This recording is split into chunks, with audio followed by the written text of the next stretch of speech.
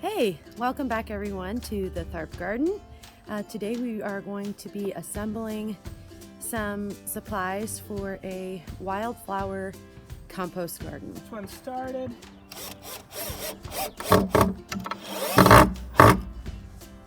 Just follow. So you can see that the two boards on the bottom, that was part of one raised bed, and then the two boards on the top were part of another raised bed. So Mr. Tharp is connecting them together. What kind of screws are good to use outside, Mr. Tharp? These are general contracting all-purpose screws, so they won't rust, they won't fall apart, and they're good for wood, drywall, multiple different surfaces. And as you can see, after attaching just one, it already has made a world of difference to the stability of this bed. But we're going to add 4 just to stay on the safe side.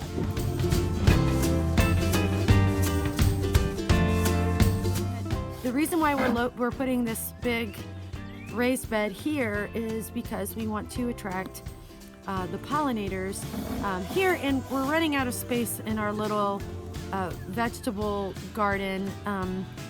We have a really low wet spot back there at the corner of the 2 fences, so we want to make sure we're putting this large piece somewhere where there's plenty of room.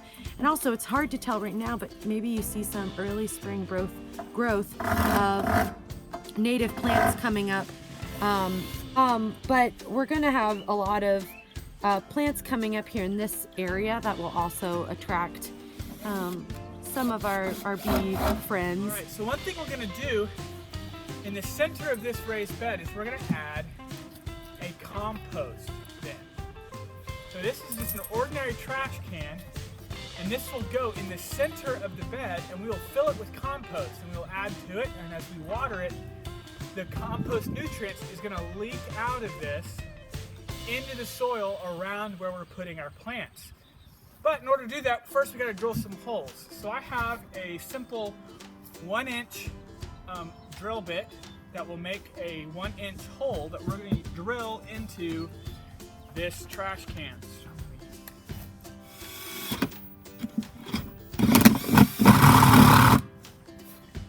And so as you can see, we just drilled some holes, and they're not pretty, they don't have to be, but this will just allow the nutrients from the compost as it decomposes to leak out into the soil as we water our compost bin. And that nutrients will spread throughout that bed and fertilize it and give us really beautiful, healthy plants, and the flowers will have beautiful, magnificent blooms. So what are the bricks for? So, just like we did for our roses, we want this hole to stand up off the ground. So I'm just going to put 2 bricks on either side and just set this right on top to allow that bottom drain hole to drain out into the soil beneath.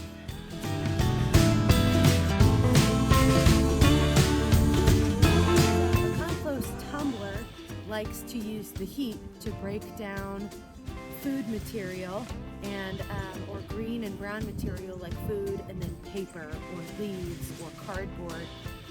It just takes a different amount of time using heat in the tumbler. But this kind of garden that we're going to do, a wildflower compost garden, allows for compost to decay with water, with air, and with sunlight, but it will be surrounded by soil and plants. So if you're interested in learning more about that, you can check out different types of key gardens or keyhole gardens or compost gardens specifically. What I'm going to do today is I'm using several different materials to create layers of different kinds of compostable material. So I'll use logs, like wood logs on the bottom. I'll use cardboard to line the inside of the garden and put it on top of the grass to discourage the grass from growing.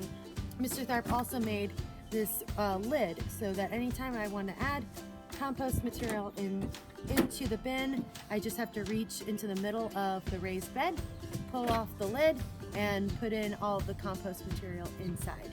So I'm going to show you just all the different layers that I put in over time, and we'll see how this goes. It's worth experimenting. Oh, the things that I'm planting in the garden are the first grade wildflowers, the echinacea, the salvia that we planted, some sunflowers, and also fourth grade we're going to put in some of those zinnias that you started from seed that were successful, and a lot of herbs, the Shakespeare herbs that we had planned for the spring garden as well. So I'm excited to see how this goes. It's my first time trying it out, and who better to try something fun outside than you guys.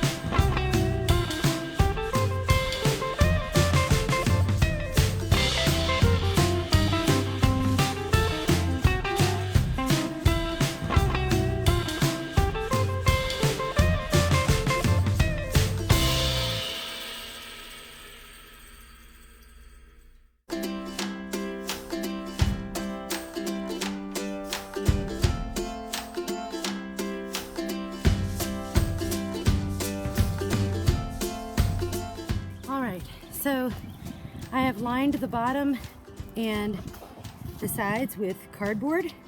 This is a great way to use some scrap material that sometimes ends up in your garage, cardboard from packages. I tried to remove as much tape as possible because tape is not decomposable, or it would take a really long time, and I just want to keep in here all 100% decompostable materials, or well, I wanted to decompost. So all right, so I emptied my compost tumbler. It took me 4 trips to fill up this trash can and to fill up the bottom with all fresh compost. Again, compost is any food material, natural food material, no dairy, no citrus, no fats, no oils, but it's vegetables, it's eggshells, it's any food scraps from your salad that you had for dinner that you saved for too many days in the refrigerator. You can see I have a lot of leaves in here because in the fall I raked up all of the leaves and put that in. Shredded paper. There's a lot of great stuff in there. We have this lid on here so no critters get in, and that's what I really want to avoid. I don't want any kinds of animals to come in here and try to get my compost. So that's why Mr. Tharp put a lid on there. So we've got a lot of great material. Now what I'm gonna do is I'm gonna start mixing in some garden bed material. I have peat moss that I'm gonna add to my mix.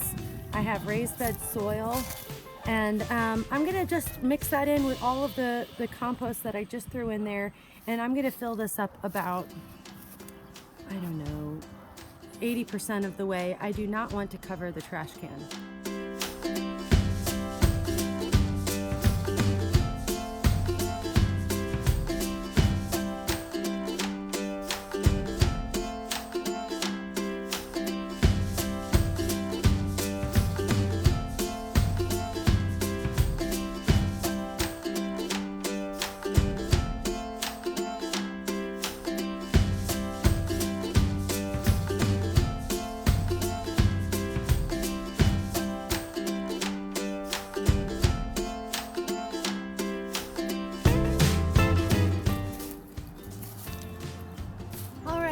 I have finished this wildflower compost bed, and it took a few hours and about 11 bags of a combination of raised bed soil and some peat moss just for some really nice mix.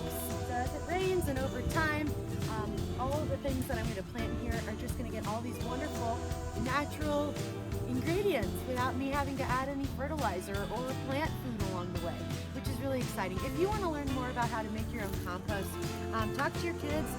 Students, we've been doing this at lunchtime for most of the year so far, but I'll include some links on my Google Outdoor Classroom so that you might be able to learn a little bit of how you can make compost at home and treat your plants to something really good, really nutritious for them. Well, I am going to take a much needed break. Mr. Tharp is smoking some ribs in the smoker today. Until next time, get outside and